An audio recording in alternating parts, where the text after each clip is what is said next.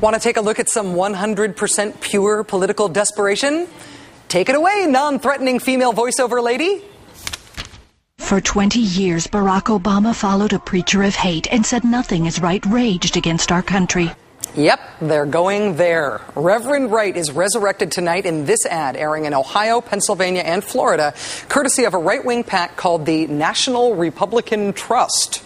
With an increasingly impossible electoral map staring them in the face and a candidate limping and flailing toward Election Day, the Republican PACs are pulling out the bag of dirty tricks that's marked last resort. And they're not always so carefully discriminating about where they use these.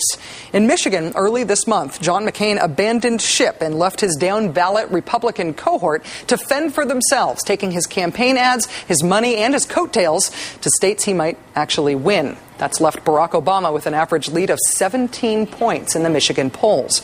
But stripped of its swing state status with virtually no candidate presence, Michigan is still turning out to be a laboratory for some of the nastiest campaign messaging that's out there today. The Stop Obama bus tour, brought to you by a right-wing PAC, is winding its way through Michigan right now, spreading the Obama is a commie smear. The same group is running ads in Michigan linking Obama to Jeremiah Wright, Bill Ayers, and former Detroit Mayor Kwame Kilpatrick. Is the idea to try to keep Barack Obama from being elected? Or is the idea to destroy Obama, even in the event that he does win? Are we seeing the first act of a permanent campaign against a President Obama? Joining us now, Michigan Governor Jennifer Granholm. Governor Granholm, thank you so much for joining us. Rachel, it is so great to be on. Thanks so much for having me on. Sure. When the Republicans and the McCain campaign moved out of Michigan, as a Democratic governor, I imagine you might have had some mixed feelings. I mean, no longer subject to the attention that a swing state gets, but that being so for the best possible reason, which is that the Democrats were really trouncing the Republicans in your state. The question I have, though, is whether you knew that the exit of the Republicans and the McCain campaign officially would create an opening for these third-party independent right-wing groups to stay in Michigan or to start in Michigan running some of these very, very nasty ads in your state.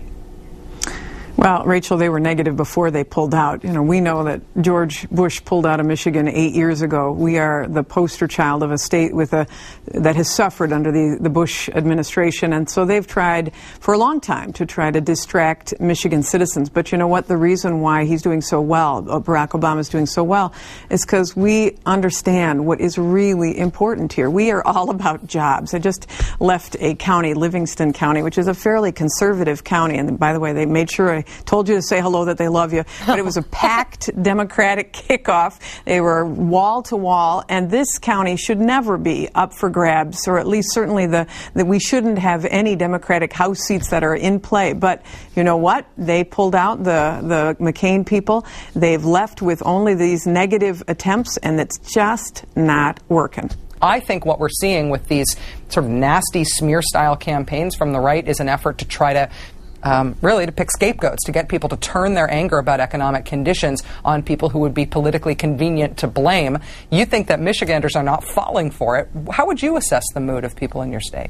Well, I think we're mad as hell. I can tell you that. We are mad as hell that the President of the United States has engaged in strategies that have, I mean, really, he's ignored us, ignored manufacturing sector. If we had a president who would stand up for manufacturing, then we wouldn't be seeing the jobs go to China, India, Mexico. We're interested in fair trade. We're not afraid of trade. Bring it on. But we want fair trade policies. When McCain keeps trotting out the same policies as the Bush administration, well, no matter how many negative ads you run, you cannot pull the wool over people's eyes who have seen this firsthand. Governor Granholm, one last question for you. I know that you helped Joe Biden prep for his vice presidential debate against Sarah Palin by portraying Sarah Palin in sort of mock debates in debate prep for him. Has she actually turned out to be the kind of candidate you expected her to be when you had to study up on her and her record and her political tactics for portraying her in that debate?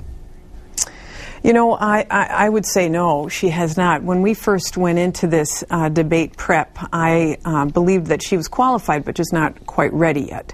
And we, in fact, after that debate, and I think Joe Biden did a great job, we talked to each other and said, yeah, we really had it down. But I think that we've all seen and watched her evolution as a candidate, and that she would be a heartbeat away, I think, gives a lot of people pause on both sides. And so she hasn't quite turned out the way we initially thought she was going to be. Does that mean that you no longer think that she's qualified, or you think she's just less ready than you even thought before? Well, I think that a governor is qualified. A governor, as a credential. Governors, we handle a lot of stuff in our states. However, the question is, can you be qualified and not quite ready for prime time? And I think that's probably more where she is. The reality is, I think people need to look very carefully at these candidates, and are they ready to step into the most powerful position in the world? And I think that she has demonstrated over time that that's not quite where she is. Not that she's not qualified as a governor, but that she's not quite ready in terms of the number of years she's been in the position. Michigan's Governor Jennifer Granholm, thank you so much for your time tonight. I really appreciate it. Rachel, thanks for having me on. I sure appreciate it.